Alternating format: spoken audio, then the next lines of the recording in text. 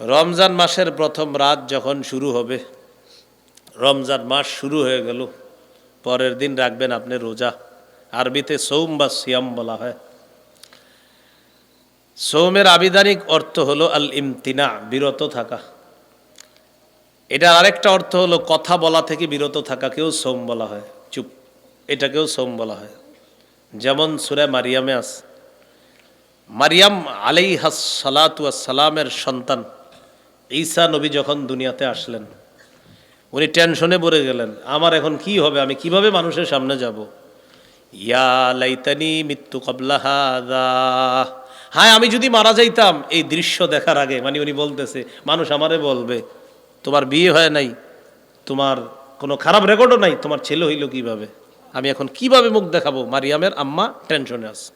আল্লাহ তাআলা বলে দিলেন, ফাইম্মা তারাইন্না মিনাল বাশারি আহাদান ফাকুলি ইন্নী নাযারতু লির-রহমানি সাওমা ফালান উকাল্লিমাল ইয়াওমা ইনসিয়া। ঈসাকে নিয়ে যখন মানুষের সামনে যাবা, যখন কোনো মানুষ দেখবা, তখন তুমি ওই মানুষরা যখন তোমাকে জ্বালাতন করবে, তখন বলবা ইন্নী নাযারতু লির-রহমানি সাওমা, আমি রহমানের জন্য কথা না বলার মানত করেছি। ফালান উকাল্লিমাল ইয়াওমা ইনসিয়া, আজ আমি কোনো মানুষের সাথে কিছুতেই কথা বলতে পারবো না। তাহলে সৌমের আরেকটা অর্থ কথা বলা থেকে বিরত থাকা। এই যে উনি বলতেছেন সৌমা, কথা না বলার মানত করেছি আল্লাহর জন্য। আমাদের বাংলাদেশের যদি একটা নিয়ম হইতো এরকম, রোজাদার যারা, এরা খানা থেকেও জিহ্বারে চুপ রাখবে আর কথা বলা থেকেও চুপ থাকবে, হ্যাঁ, তাহলে সুন্দর হইতো। আপনি মানে খানা খায় না ঠিক, কিন্তু এটা দিয়ে যা করে। আপনার জুতা কত রমজানে জিজ্ঞাসা করে, কয় 800। বেড়া আমি তোর বন্ধু মানুষ, আচ্ছা 780 টাকা দে। 750 দিলে হয় না, তুই আমার বন্ধু মানুষ, এই জন্য 780 বলছে। কিনা আছে এটা 700 করে, দোস্ত রমজান মাস বুঝুস না, এরকম। পরে কয় হ্যাঁ রে, আল্লাহর কসম কিনা আছে 700 করে, খোঁজ নিয়ে দেখা গেছে 300 করে কিনা। আপনি আল্লাহর কসমটা কেন বললেন? হ্যাঁ, কসম না খাওয়া পর্যন্ত যা কওয়ার কইতেন, কসমও খাইয়া লাইছে। আবার একটা মিছা কথা যেটি কইতেছ, আবার কসম খাই বলছে, তো কাফারা আসবে। নগদ কসম, মানে এটা মানে মুখে বাঁধেও না, বলে ফেলতেছে। দেদার সোয়েটার কত 1200, 1100 দিলে হয় না, কিনাই আছে 1050 কইতেছে। তো আপনি সোয়েটার গোডাউনে গেছেন, শোনেন কি 400 করে কিনা। একটা হলো আসলেই যদি 1050 করে কিনা হয় তাহলে সত্য কথা, কিন্তু কিনা যদি 400 হয় 500 হয়, কিন্তু আপনি বললেন বাড়িয়ে, তাহলে সত্য হলো না মিথ্যা? মিথ্যা হলো। আল্লাহ হেফাজত করেন। মিথ্যাকে বলা হয় গুনাহের মা। বলেন মিথ্যাকে কি বলা হয়? গুনাহের মা। গুনাহের মা হলো মিথ্যা, এটা গুনাহের মা। আর গীবতকে বলা হয় আমল নষ্ট করার নীরব ঘাতক। মনে রাখবেন, গুনাহের মা হলো মিথ্যা, আর আমল নষ্ট করার নীরব ঘাতকের নাম হলো গীবত। আর মিথ্যা আর গীবত দুইটা হয় কি দিয়ে? জিহ্বা দিয়ে। এই জন্য বলছিলাম এই নিয়মটা এই দেশে হইলে ভালো হইতো, যে কথা বলবো না। তো মিথ্যাও হয়, গীবতও হয়। এখন আসেন, নবীজি বলেন রমজান হলো, রমজানের রোজাগুলা হলো জাহান্নাম থেকে বাঁচার ঢাল। যতক্ষণ এই ঢাল ছিদ্র না হবে, রমজানের এই রোজা নামক ঢাল ছিদ্র হয় দুটি অপরাধে, মিথ্যা আর গীবত। তো বলছিলাম মিথ্যা হলো সমস্ত অপরাধের মা, গীবত হলো নীরব ঘাতক, আপনার আমল নষ্ট করার। মজার ব্যাপার, এই দুইটাই হয় জিহ্বা নামক অঙ্গের মাধ্যমে। তাহলে জিহ্বা নিয়ন্ত্রণ করা, হ্যাঁ। তাহলে আবার আগের কথাগুলো ফিরে আসি, কোরআন তেলাওয়াত করা, আরও অনেকগুলো কথা বলা হয়েছে। এখন নতুন কথা হলো জিহ্বাটা নিয়ন্ত্রণ করা আজকে থেকে। আল্লাহ তৌফিক দান করেন। তিরমিজির হাদিস 2406 নম্বর হাদিস, 2406। উকবা ইবনে আমের রাদিয়াল্লাহু তাআলা রাসূলুল্লাহ সাল্লাল্লাহু আলাইহি সাল্লামের কাছে জানতে চাইলেন, মান নাজাতু ইয়া রাসূলুল্লাহ, ইয়া রাসূলুল্লাহ, মুক্তির উপায় কি আমি আপনার কাছে জানতে চাই। আল্লাহ নবী বললেন, মুক্তির উপায় অনেকগুলোর মধ্যে উল্লেখযোগ্য উপায় হলো 3টি। মুখস্থ করি, মুক্তির উপায় কয়টি? 1 নাম্বার, আমসিকা আলাইকা লিসানাক, জিহ্বা নিয়ন্ত্রণ করবা। 2 নাম্বার, আলিয়াসাকা বাইতুকা, তোমার ঘর যেন তোমার জন্য প্রশস্ত হয়ে যায়। এর মানে হলো কাজ থেকে তাড়াতাড়ি ঘরে ফিরবা, কাজ থেকে তাড়াতাড়ি ঘরে ফিরবা। 6টা বাজে বাসায় যাওয়ার কথা, রাত 10টা 11টা বাজে আপনি বাসায় যান না। স্ত্রী ফোন দেয় কোথায়, কয় বন্ধুদের সাথে আড্ডাবাজি করতেছি। না না, আড্ডাবাজি করা যাবে না, হয়তো কাজে না হয় বাসায়, হয়তো কাজে না হয় বাসায়। বাসায় থাকবেন, স্ত্রী সন্তান মা বাবার সামনে যে গুনাহগুলো আপনি করতে পারবেন না, বাহিরে থাকলে ওই গুনাহগুলো আপনার জন্য সহজ হয়ে যাবে। নবী বলেন 2 নাম্বার, ঘর যেন তোমার জন্য প্রশস্ত হয়। ঘরে থাকবা, মুক্তির উপায় ঘরে থাকবা, বেশি বেশি ঘরে থাকবা। বর্তমানে আপনার এই যান্ত্রিক যন্ত্রণাটা আইসা বিবি সন্তান এদের থেকে পুরো আলাদা করে দিচ্ছে। ঘরে গেলেও কি করে জানেননি, অভিযোগ আসে স্ত্রী সন্তানদেরকে সময় না দিয়ে বারান্দায় বসে থাকে। আপনার বাচ্চাটার সাথে একটু খেলেন না, একদিন দেখেন কি ও কত মজা পায়, আরাম পায়। একদিন ওরে বৈশা পড়ান, সরু সরা রশ্মি দীর্ঘি ইংরেজিতে ABCD, ওর যদি নাও হয় তাও বলবেন সুন্দর হয়েছে, আমার চেয়ে সুন্দর, আসলে সুন্দর হয়নি, কিন্তু সে খুশি, মহা খুশি সে। এই ঐতিহ্যগুলো আগে পরিবারে ছিল, এখন আর নাই। এখন থাকবে কিভাবে? ওই যে বাচ্চারে পড়াবে না, ওরে একটা দিয়ে ওই কোনায় বসায় রাখছে, মেয়েরে দিয়ে ওই কোনায় বসায় রাখছে, স্ত্রীও আবার রান্না করতেছে দেখে দেখে। কিভাবে করবেন বলেন? কথাগুলা কি বাস্তব কিনা? কিভাবে বলে মহব্বত ভালোবাসা হবে কিভাবে? পারিবারিক পারিবারিক বন্ধনগুলা কিভাবে আসবে? দেখেন বন্ধনটা কোনায় কোনায় চলে গেল, ছেলে এক কোনায়, মেয়ে আর এক কোনায়, স্ত্রীও রান্না করতেছে দেখে দেখে, আপনিও মোবাইল চালাইতেছেন। তো আপনি যেটা বন্ধনের মধ্যে ছিলেন, কেন স্ত্রী রান্না করতেছে তার সাথে গিয়ে আপনি রান্নার কাজে দেখেন, আপনি আলুটা আগায় দেন, আপনি একটু করেন। হাদিসে আসছে আম্মা জান আয়েশা সিদ্দিকা রাদিয়াল্লাহু তাআলা আনহা বলেন, নবীজি ঘরের কাজে আমাদের সহযোগিতা করতেন। তো আপনি কেউ হয়ে গেছেন যে আপনি ওই কাজে সহযোগিতা করবেন না? এ হলো আমাদের অবস্থা। পারিবারিক বন্ধনগুলা একদম যান্ত্রিক যন্ত্রণাটা শেষ করে দিচ্ছে।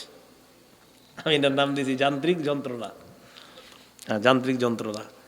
আমসিক আলাইকা লিসানাক, জবান নিয়ন্ত্রণ করো। 2 নাম্বার, ওয়ালিয়াসাকা বাইতুকা, তোমার ঘর যেন তোমার জন্য প্রশস্ত হয়। ঘরে থাকবা, স্ত্রীর সামনে থাকবা, মা বাবার সামনে থাকবা, সন্তানের সামনে থাকবা। 3 নাম্বার, অবকি আলা খতিআতি, গুনাহের কথা স্মরণ করে বেশি বেশি কান্নাকাটি করবা। 3টা অভ্যাস তুমি ধারণ করে নাও, মুক্তি তোমার জন্য সহজ হয়ে যাবে। তিরমিজির 2407 নম্বর হাদিস। এই হাদিসটি আমি বলি আর কি, পরামর্শ স্বরূপ বলি যে এই হাদিসটি সবাই প্রতিদিন স্মরণ করবেন, পারলে লিখে রেখেন, পকেটে রেখে দিবেন আর দেখবেন। ক্বালা রাসূলুল্লাহি সাল্লাল্লাহু আলাইহি ওয়াসাল্লাম, ইযা আসবাহা ইবনু আদামা ফাইন্নাল আযা কুল্লাহা তুকাফফিরুল লিসান। আদম সন্তান যখন সকালবেলা ঘুম থেকে ওঠার পর সমস্ত অঙ্গ প্রত্যঙ্গগুলা জিহ্বারে ডাক দেয়। পা জিহ্বাকে ডাক দেয়, হাত জিহ্বাকে ডাক দেয়, কান চোখ নাক সবাই জিহ্বাকে ডাক দিয়ে বলে, ও জিহ্বা, বিকা, আমরা তোমার দ্বারা নিয়ন্ত্রিত। হাত পা অন্যান্য অঙ্গ প্রত্যঙ্গ জিহ্বাকে বলে, ও জিহ্বা তুমি আমাদের ব্যাপারে আল্লাহকে ভয় করো, আমরা তোমার দ্বারাই নিয়ন্ত্রিত। ফাইন ইস্তাকামতা ইস্তাকামনা, তুমি যদি সোজা থাকো আমরা সোজা।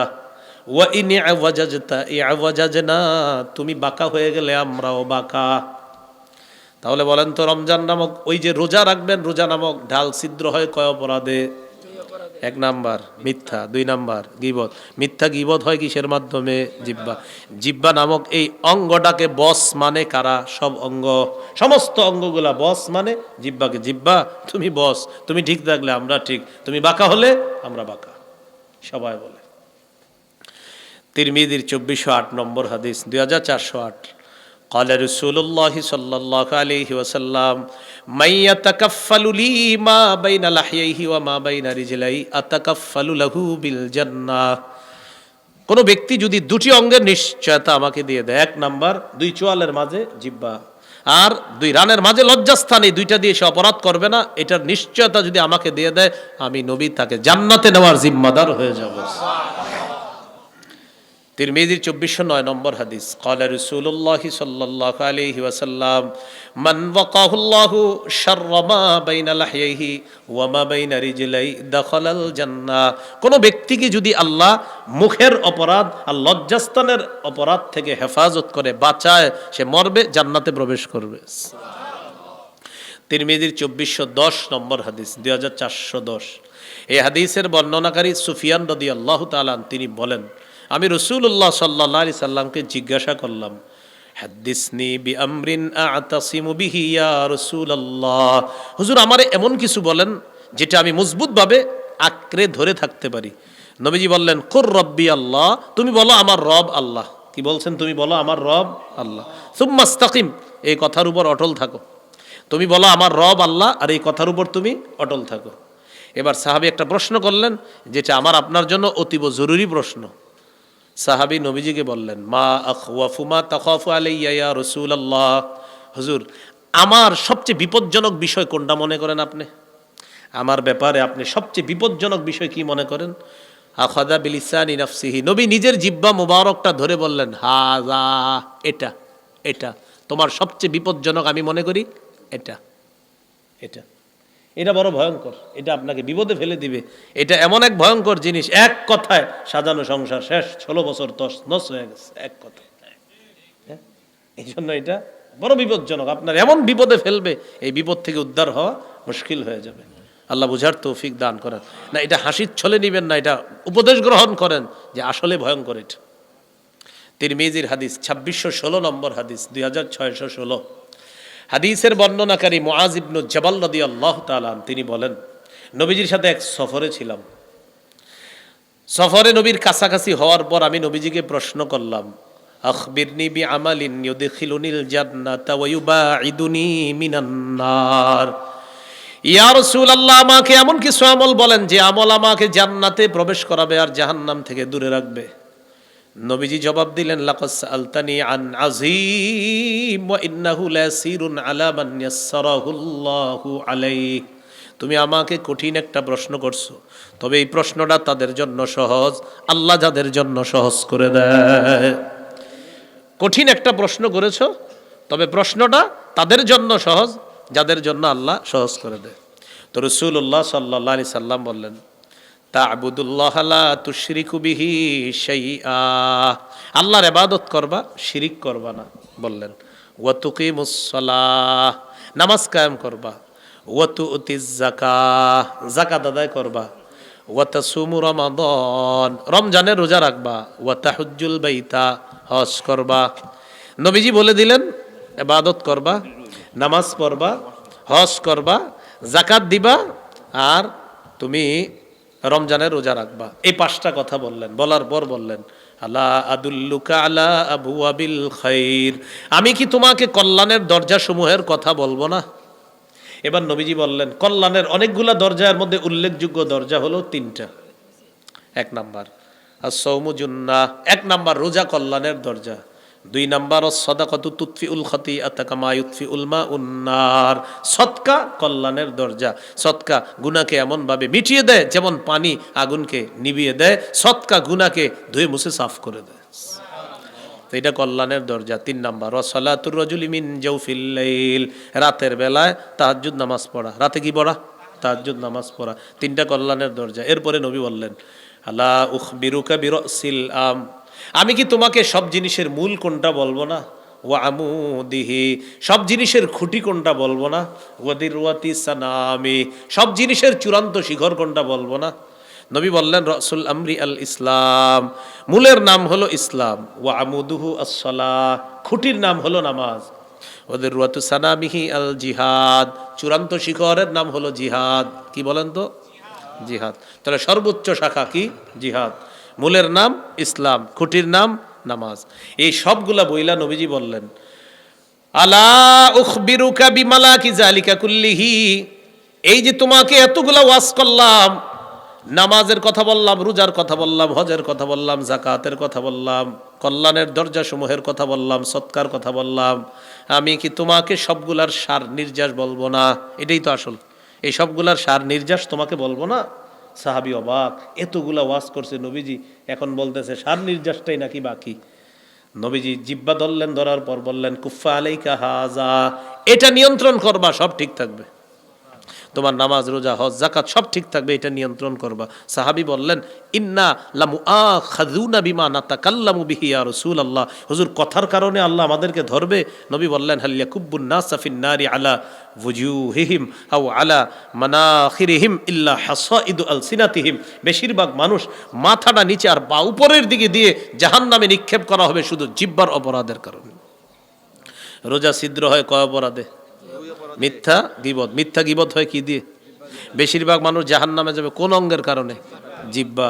সৌমের আবিধানিক অর্থ হলো কথা বলা থেকে বিরত থাকা। মনে আসেনি? এটা বলতেছিলাম যে সৌমের একটা অর্থ হলো কথা বলা থেকে বিরত থাকা। তো যাই হোক, রমজান মাসে জিহ্বাটাকেও নিয়ন্ত্রণ করার চেষ্টা করা। আল্লাহ তৌফিক দান করেন। খুব সংক্ষেপে মনে রাখবো, রমজানের রোজা ফরজ হয়েছে 4টি ধাপে। বলেন কয় ধাপে? একটু বলেন তাহলে মনে থাকবে। বলেন। অভ্যাস, 2 আদেশ, 3 ফরজ, ধনীদের জন্য একটু ছাড়। বলেন। 4 ফরজ, কোনো ছাড় নাই। 3 নাম্বার ফরজ, তবে ধনীদের জন্য একটু সুযোগ ছিল। আর 4 নাম্বার ধনী গরিব আর কোনো সুযোগ নাই, এখন সবার উপর ফরজ। এই 4টি ধাপে রমজানের রোজা আল্লাহ ফরজ করছে। প্রথম কি ছিল? অভ্যাস। তিরমিজির হাদিস, 761 নম্বর হাদিস। আবু যর গিফারি রাদিয়াল্লাহু তাআলা আনহুকে রাসূলুল্লাহ সাল্লাল্লাহু আলাইহি সাল্লাম বললেন, আবু যর, ইদা সুমতা মিনাশ শাহরি সালাসাতা আইয়াম ফাসুম 13 ওয়া 14 ওয়া 15। তুমি যদি প্রতি মাসে 3টা রোজা রাখতে চাও তাহলে 13, 14, 15 এই 3 দিন রোজা রাখবা। তুমি যদি প্রতি মাসে 3টা রোজা রাখতে চাও, যদি চাও, অভ্যাস, মন চাইলে রাখবা 13, 14, 15। আরেকটি কথা মনে রাখবেন, হাদিসে আছে রাসূল সাল্লাল্লাহু আলাইহি সাল্লাম বলেন, মান সামা সালাসাতা আইয়ামিন মিন কুল্লি শাহরিন, কেউ যদি প্রতি মাসে 3টা রোজা রাখে, আরবি মাসের 3টা রোজা রাখবেন, এর মানে 3, 11 কানা কামান সামাদ দাহরা, সে যেন ওই ব্যক্তির মতো হয়ে গেল যে সারা বছর রোজা রাখছে। 3, 11, 33টা রোজা। এই অফারটা যদিও শাওয়াল মাসেও আছে। মান সামা রমাদান, যে রমজানের রোজা রাখবে, সুম্মা আতবাহু সিত্তাম মিন শাওয়াল, শাওয়ালে 6টা রোজা রাখবে, কানা কাসিয়ামিদ দাহরি, সে যেন সারা বছর রোজা রাখছে। তাহলে অফারটা 2 ভাবে, একটা হলো শাওয়ালে 6 রোজা, আর একটা হলো 11 মাসে 33টা রোজা, প্রতি মাসে 3টা করে। তো যাই হোক, নবীজি বললেন তুমি যদি রোজা রাখতে চাও তো প্রতি মাসে 3টা রাখবা, 13, 14, 15। এটা হলো অভ্যাস করাইলেন। 2 নাম্বার কি ছিল? আদেশ। সহিহ বুখারী 2002 নম্বর হাদিস, আয়েশা সিদ্দিকা রাদিয়াল্লাহু তাআলা আনহার বর্ণনা, কানা ইয়াউমু আশুরা তাসুমুহু কুরাইশুন ফিল জাহিলিয়্যাহ ওয়া কানা রাসূলুল্লাহ সাল্লাল্লাহু আলাইহি সাল্লাম ইয়াসুমু। জাহিলি যুগে কুরাইশরা মুহররমের 10 তারিখে রোজা রাখত, রাসূলুল্লাহ সাল্লাল্লাহু আলাইহি সাল্লামও রোজা রাখতেন। ফালাম্মা কাদিমাল মাদিনাতা, নবীজি যখন মদিনা আসলেন, দেখি কি ইহুদিরা মুহররমের 10 তারিখে রোজা রাখে। নবীজি বলেন, আচ্ছা তোমরা মুহররমের 10 তারিখে রোজা রাখো কেন? তারা বলল, নবী মুসাকে আল্লাহ মুহররমের 10 তারিখে মুক্তি দিয়েছে ফেরাউন বাহিনী থেকে, তিনি শুকরিয়াতান মুহররমের 10 তারিখে রোজা রেখেছে, আমরাও মুসা নবীকে অনুসরণ করে মুহররমের 10 তারিখে রোজা রাখি। নবীজি বললেন, না, তোমাদের চেয়ে মুসা নবীর অনুসারীর হকদার হিসাবে আমরা বেশি দাবি রাখি। মুসা নবীকে মোহাব্বত করার দাবিদার তোমাদের চেয়ে আমরা বেশি, আমার উম্মত মুসলমান যারা তারা বেশি। নবীজি নিজে গুরুত্ব দিয়ে মুহররমের 10 তারিখে রোজা রাখা শুরু করলেন। ও আমার বিসিয়ামিহি, সাহাবীদেরকে আদেশ করলেন, এখন থেকে তোমরা 10 তারিখে রোজা রাখবা। আর ওদের বিরোধিতা করার জন্য 9 অথবা 11 রোজা রাখা তাদের বিরোধিতা করবা। হয়তো 9, 10 রাখবা, না হয় 10, 11 রাখবা, বাকি উত্তম হলো 9, 10 রাখা। কারণ নবীজি বলেছেন, আমি যদি বেঁচে থাকতাম আগামী বছর লাসুমান্নাত তাসিয়া, তাহলে আমি 9 তারিখেই রাখতাম। এখান থেকে বোঝা যায় 9, 10 গুরুত্ব আর কি। তো 9, 10 রাখতে পারেন, 10, 11 রাখতে পারেন। এখন এটা হলো আদেশ 2 নাম্বার। 1 নাম্বার ছিল অভ্যাস, 3টা রোজা প্রতি মাসে। আর 2 নাম্বার আদেশ, মুহররমের 10 তারিখে রোজা রাখাইতেন সাহাবীদেরকে। 3 নাম্বার ফরজ, তবে ধনীদের জন্য একটু ছাড় ছিল। সূরা বাকারা 183 নম্বর আয়াতে আল্লাহ বলেন, ইয়া আইয়ুহাল্লাযীনা আমানু কুতিবা আলাইকুমুস সিয়াম, হে ঈমানদারগণ তোমাদের উপর সিয়াম ফরজ করা হয়েছে। একটু পরে আল্লাহ বলেন, ওয়া আলাল্লাযীনা ইউতিকুনাহু ফিদিয়াতুন তাআমু মিসকিন, যারা সামর্থ্যবান টাকা পয়সাওয়ালা তারা যদি রোজা রাখতে কষ্ট হয় তাহলে একটা রোজার বিনিময়ে একটা ফিদিয়া দিয়ে দিবে, একজন মিসকিনকে খাওয়ায়া দিবে। তাহলে রোজা ফরজ, তবে যারা সামর্থ্যবান তাদের যদি রোজা রাখতে কষ্ট হয়, একটা রোজা না রেখে এটার বিনিময়ে একটা ফিদিয়া দিয়ে দিবে। কি ফিদিয়া? একজন মিসকিনকে খাওয়ায়া দেওয়া। এই হলো 3 নাম্বার। 4 নাম্বার ফরজ, কোনো ধনী গরিব কারোর জন্য ছাড় নাই। তৃতীয় যে ধনীদের ছাড়ের বিধানটা রহিত হয়ে গিয়েছে 4টার মাধ্যমে। আল্লাহ বলেন, ফামান শাহিদা মিনকুমুশ শাহরা ফাল্যাসুমহু, তোমাদের মধ্যে যেই রমজান মাস পাবে সেই রোজা রাখবে। ধনী গরিব যেই পাবে সে রমজানের রোজা রাখবে। বাস, এখন সবার উপর ফরজ। এখন আর ধনীদের জন্য এই ছাড়টা নাই। এখন শুধুমাত্র উজর, একটা হলো অসুস্থতা আর একটা হলো সফরে থাকা। অসুস্থ হলে আপনি গুনে গুনে রাখবেন কয়টা রোজা রাখতে পারেন নাই, আর সফরে থাকলে যদি রোজা রাখতে পারেন গুনে গুনে রেখে দিতে হবে। ফাইদ্দাতুম মিন আইয়ামিন উখর, গুনে গুনে পরবর্তীতে এটা কাজা করে নিবে। হ্যাঁ হ্যাঁ, এই হলো গুনে গুনে এটা পরবর্তীতে আদায় করে নিবে আর কি, যেই কটা রাখতে পারে নাই। এই হলো 4টি ধাপে রোজা ফরজ করা হলো। রমজান মাসের প্রথম রাত যখন শুরু হবে, শয়তানকে শিকলে বন্দি করা হবে। প্রথম রাতে আপনারা তারাবির সালাতে অংশগ্রহণ করবেন ইনশাআল্লাহ।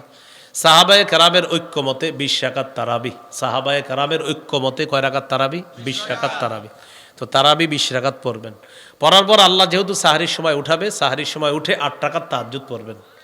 8 রাকাত তাহাজ্জুদ নবীজির 12 মাসের আমল, আর তারাবি 20 রাকাত এটা সাহাবায়ে কেরামের ঐক্যমতে এটা রমজানের আমল। আর 8 রাকাত তাহাজ্জুদ এটা হলো পুরা বছরের আমল। আপনি চাইলে আজকে রাতেও 8 রাকাত তাহাজ্জুদ পড়তে পারেন।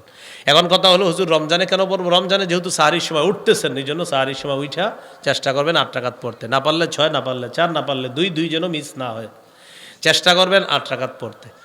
তো যাই হোক 20 রাকাত তারাবি পড়বেন। কেন? সাহাবায়ে কেরামের ঐক্যমত 20 রাকাতের উপর। আর 8 রাকাত তাহাজ্জুদ পড়বেন, এটা নবীর 12 মাসের আমল। কিন্তু 12 মাস যদিও পারেন না ব্যস্ততার কারণে বা কোনো কারণে, রমজানে যেহেতু সাহারির সময় উঠি এই জন্য 8 রাকাত তাহাজ্জুদ আমরা পড়ে নিব ইনশাআল্লাহ। সাহারি খাবেন, সাহারি কি করবেন? খাবেন। হ্যাঁ, এটা মিস করবেন না। অনেকে আবার চিন্তা করে আমি সাহারি না খায় রোজা রেখে দেখাই দেবো যে আমি কি জিনিস, এরকম করা দরকার নাই। আপনি খায়েন। বুখারীর বর্ণনা 1921 নম্বর হাদিসের মধ্যে আছে, যায়েদ ইবনে সাবিত রাদিয়াল্লাহু তাআলা আনহু বলেন, তাসাহহারনা মা রাসূলিল্লাহি সাল্লাল্লাহু আলাইহি ওয়াসাল্লাম, আমরা নবীজির সাথে সাহারি খেয়েছি। সুবহানাল্লাহ। বুখারী 1923 নম্বর হাদিস, নবীজি বলেন তাসাহহারু, তোমরা সাহারি খাও। ফাইন্না ফিস সাহুরি বারাকাতান, সাহারির মধ্যে বরকত আছে। নবীজি বলেন ইন্নাল্লাহা ওয়া মালাইকাতাহু ইউসাল্লুনা আলাল মুতাসাহহিরিন, যারা সাহারি খায় তাদের উপর আল্লাহ রহমত নাজিল করেন। যারা সাহারি খায় তাদের ব্যাপারে ফেরেশতারা বলে আল্লাহ সাহারি খাইতেছে, তারা মাফ করে দেন, মাফ করে দেন, মাফ করে দেন। না আপনি খায়েন না, না খায়া বলবেন আমি খাইনি। খাবেন সাহারিতে, খেজুর খাবেন, অবশ্যই খেজুর খাবেন। মানে ভাত, ইলিশ মাছ, মুরগি যা খান খান তো খানি রমজানে, তো সাথে খেজুর খাবেন। খেজুর একদিনও মিস করবেন না। যেদিন থেকে এই হাদিস পেয়েছি আলহামদুলিল্লাহ সাহারিতে কখনো খেজুর মিস হয় না। قال رسول الله صلى الله عليه وسلم نعم سحور المؤمن التمر, মুমিনের কতই না উত্তম সাহরি হলো খেজুর খাওয়া। খেজুর মুমিনের জন্য কতই না উত্তম খাদ্য। সাহরিতে মুমিন খেজুর খাওয়াটা, নবী বলেন এটা কতই না উত্তম খাদ্য যে মুমিন সাহরিতে খেজুর খাবে। আজকে থেকে প্রশ্ন করব না কেন, নবী খাইছে খাবো, বাস সোজা কথা। আর যদি বিজ্ঞান সায়েন্স সম্মত আপনি গবেষণা করেন তাহলে উপকারিতার শেষ নাই খেজুরের। তো রমজানে খেজুরের চাহিদা বাড়ার কারণে ব্যবসায়ীরা এটার দাম বাড়ায় দেয়। আর রমজানের শেষের দিকে গরম যখন হবে তরমুজগুলা গোডাউন করে রাখবে, গুদামজাত করে রাখবে, পরে দাম বাড়াবে। এটা ঠিক না, এগুলো অন্যায়। আল্লাহ হেফাজত করেন। হ্যাঁ, তো সাহারি খাবো, বাস দিনের বেলা রোজা রাখা শুরু হয়ে গেল। রমজানে দিনের বেলা মুখ যদি খালি কিলবিল করে কথা বলার জন্য, তখন বলবেন সুবহানাল্লাহ সুবহানাল্লাহ, মানে খালি কথা বলতে মন চায় আপনার, সুবহানাল্লাহ পড়বেন 100 বার। জিব্বারে বলবেন তুমি খালি কথা বলতে চাও, সুবহানাল্লাহ পড়ো 100 বার।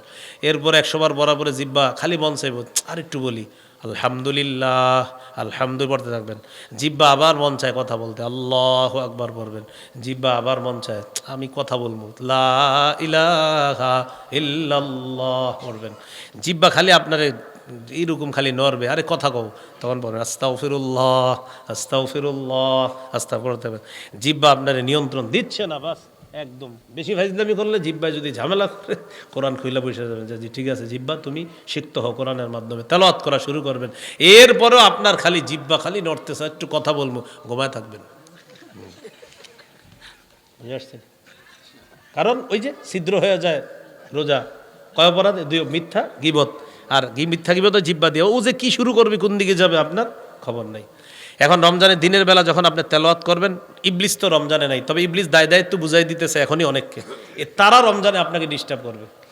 আপনি তেলাওয়াত করতে বসবেন, নিয়ত করবেন 3 পারা পড়বেন, হঠাৎ পিছন দিয়ে একজনকে বলল আসসালামু আলাইকুম, আপনার কি দরকার আছে আর এখন সালাম দেওয়া? দেখতেছেন না তেলাওয়াত করতেছে? হ্যাঁ, তো যাক সালাম দেওয়ার পরে তো আপনি তাকাইছেন, ভাই কি হয়েছে? একটু কথা বলতে আসছিলাম, আমি তো 3 পারা পড়বো। আচ্ছা বইরেন, একটু ইয়া করেন, তো 1 পারা বইরা বন্ধ করে ফেলছে, বাকি কয় পারা আছে ওনার আরও? তো জিজ্ঞাসা কী অবস্থা, ভালো আছেন কিনা? আলহামদুলিল্লাহ। সাহারি খাইছেন? আলহামদুলিল্লাহ। প্রশ্ন ভালোই ছিল। রোজা রাখছেন তো? আলহামদুলিল্লাহ। তো তারাবি পড়ছেন নি? হ্যাঁ আলহামদুলিল্লাহ পড়ছি তো। করাঘাত পড়ছেন?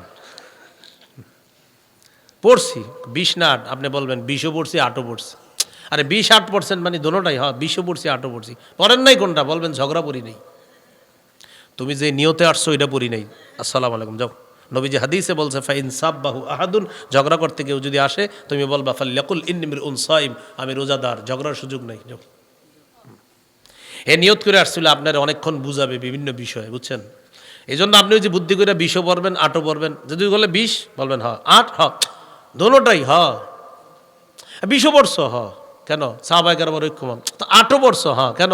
নবীজির 12 মাসের আমল, দুইটাই পড়ছি। 20 পড়ছো তারাবি পড়ছি, 8 পড়ছো নবীর 12 মাসের আমল তাহাজ্জুদ, এই জন্য এটা দুটোটা পড়ছি। তো বড় নাই কি? ঝগড়া পড়ি নেই। কোনটা পড়ি নাই?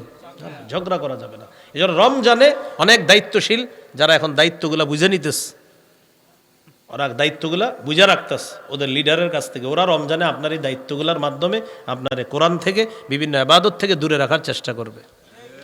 এই জন্য সুযোগ দেওয়া যাবে না। এই জন্য বুদ্ধি করে দুইটাই পড়বেন, 20 টাকার তারাবি পড়বেন, 8 টাকার তাহাজ্জুদ পড়বেন, আর পরের দিন অপেক্ষা থাকবেন যে আসো আসো আসো। তোমরা যারা এরকম কিছু লোক আছে কিন্তু আসলে বলবেন হ্যাঁ জি বলেন, আপনি যে প্রশ্ন করবেন উত্তর হইল 20ও পড়ছি 8ও পড়ছি, আর কোনো প্রশ্ন আছে? বলবে এটা কি? আপনি বলবেন হ্যাঁ 20ও 8ও, ভাই কোনো প্রশ্ন থাকলে বলেন, বলবে এটাই তো করতে আসছিলাম। কারণ এটা ছাড়া কিন্তু আপনার প্রশ্ন নাই। আপনি বললেন 20ও পড়ছি 8ও পড়ছি, 20 টাকার তারাবি পড়ছি, 8 টাকার তাহাজ্জুদ পড়ছি। যেটা পড়ি নাই সেটা হলো ঝগড়া করা নিষেধ, রমজানে জিব্বারে আজাইরা পেঁচাল বাড়া নিষেধ। আসসালামু আলাইকুম যাও, শেষ। মনে থাকবে নি? এরপরে ইফতার, ইফতারের সময় দোয়া করবেন।